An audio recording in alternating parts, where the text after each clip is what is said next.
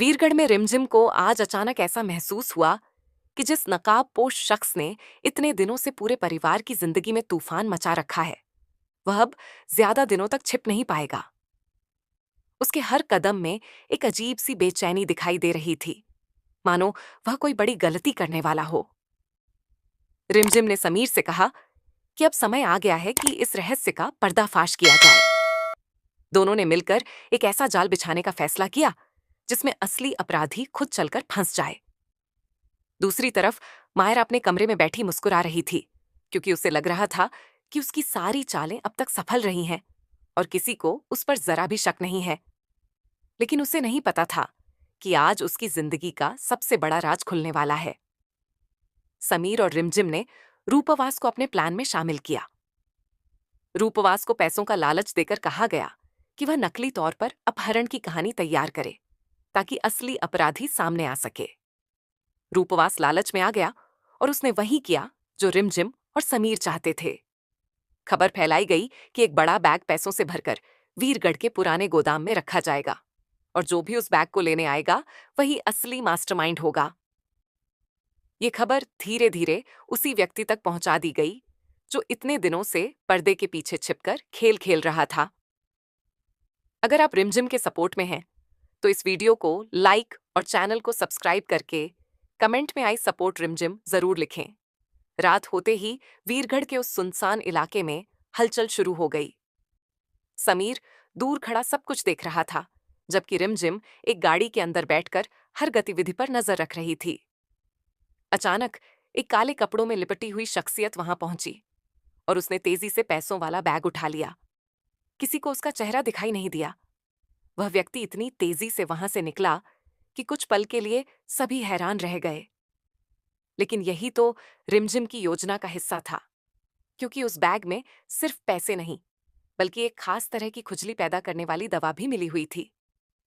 अगले दिन वीरगढ़ में एक अजीब घटना होने लगी। शहर के कई लोग सामान्य जीवन जी रहे थे, लेकिन एक व्यक्ति लगातार खुजली की समस्या से परेशान हो रहा था। समीर और रिमझिम जानते थे कि जल्द ही वह इंसान किसी डॉक्टर के पास पहुंचेगा। उन्होंने वीरगढ़ के सबसे बड़े डॉक्टर से पहले ही बात कर ली थी और पूरा मामला समझा दिया था।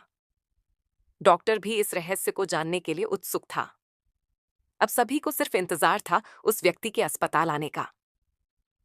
दोपहर होते होते डॉक्टर के क्लिनिक में एक महिला पहुंची। उसने अपना चेहरा ढका हुआ था और वह बार बार अपने हाथों और गर्दन को खुजा रही थी। डॉक्टर ने उसे अंदर बुलाया और सामान्य जांच शुरू की। महिला लगातार परेशान नजर आ रही थी। उसे लग रहा था कि यह कोई साधारण एलर्जी है, लेकिन डॉक्टर पहले से सतर्क था।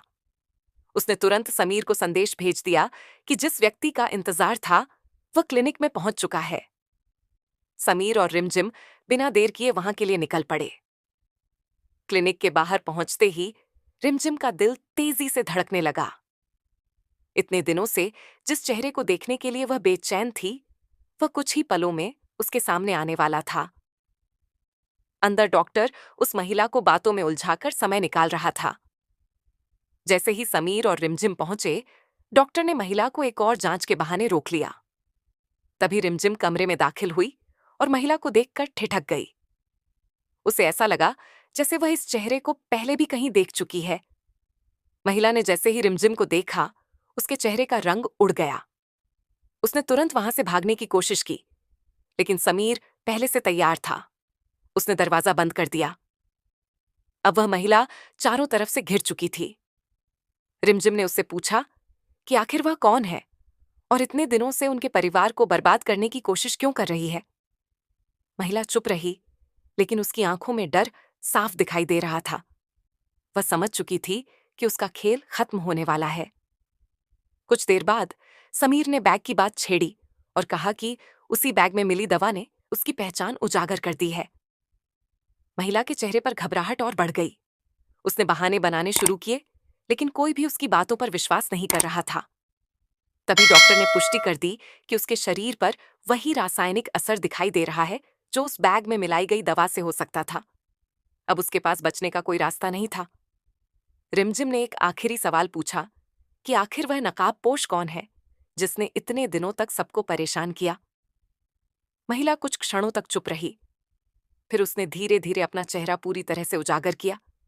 यह देखकर समीर और रिमझिम दोनों के होश उड़ गए। वह कोई और नहीं बल्कि मायरा थी। वही मायरा जिस पर किसी ने कभी शक तक नहीं किया था। वही मायरा जो हर मुश्किल समय में परिवार के सामने मासूम बनने का नाटक करती रही। मायरा ने आखिरकार अपना अपराध स्वीकार कर लिया। उसने बताया कि वह लंबे समय से मित्तल परिवार जैसी खुशहाल जिंदगी चाहती थी और उसे लगता था कि रिमझिम और समीर की खुशियां उसकी सबसे बड़ी दुश्मन हैं। इसी जलन ने उसे अपराध की राह पर धकेल दिया। उसने नकाब पहनकर कई घटनाओं को अंजाम दिया और हर बार किसी और को दोषी साबित करने की कोशिश की। उसे विश्वास था कि कोई भी कभी उसके करीब तक नहीं पहुंच पाएगा। समीर को मायरा की सच्चाई सुनकर गहरा झटका लगा। उसने हमेशा मायरा पर भरोसा किया था। दूसरी तरफ रिमझिम की आंखों में आंसू थे, क्योंकि उसे विश्वास नहीं हो रहा था कि जिस लड़की को उसने बहन जैसा माना था, वही उसकी सबसे बड़ी दुश्मन निकली।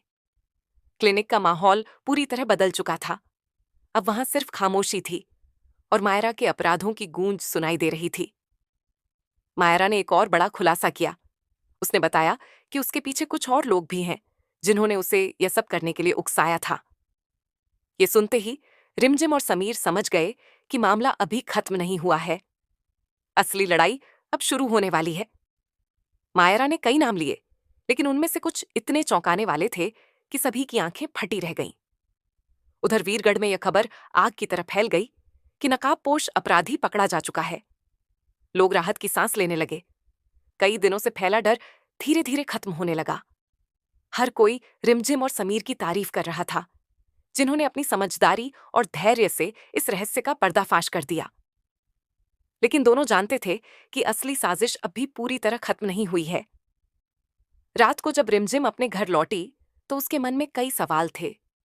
मायरा जेल जाने वाली थी, लेकिन उसके पीछे छिपे लोगों का क्या होगा? समीर ने उसे भरोसा दिलाया कि चाहे कितनी भी बड़ी ताकत सामने क्यों ना हो, वे मिलकर हर सच को दुनिया के सामने लाएंगे। दोनों ने फैसला किया कि अब वे किसी भी कीमत पर बाकी अपराधियों को नहीं छोड़ेंगे। एपिसोड के आखिरी दृश्य में मायरा जेल की कोठरी में बैठी दिखाई देती है। उसके चेहरे पर हार का दर्द साफ नजर आ रहा है, लेकिन अचानक वह मुस्कुराने लगती है। फिर वह धीरे से कहती है कि असली खेल अभी बाकी है और जो लोग उसे चला रहे थे वे अब खुद मैदान में उतरेंगे।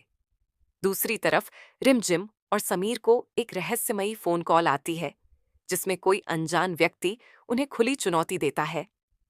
इसी धमाकेदार मोड़ के साथ एपिसोड समाप्त होता है और दर्शकों के मन में यह सवाल छोड़ जाता है कि मायरा के पीछे आखिर कौन है और वीरगढ़ में अब कौन सा नया तूफान आने वाला है।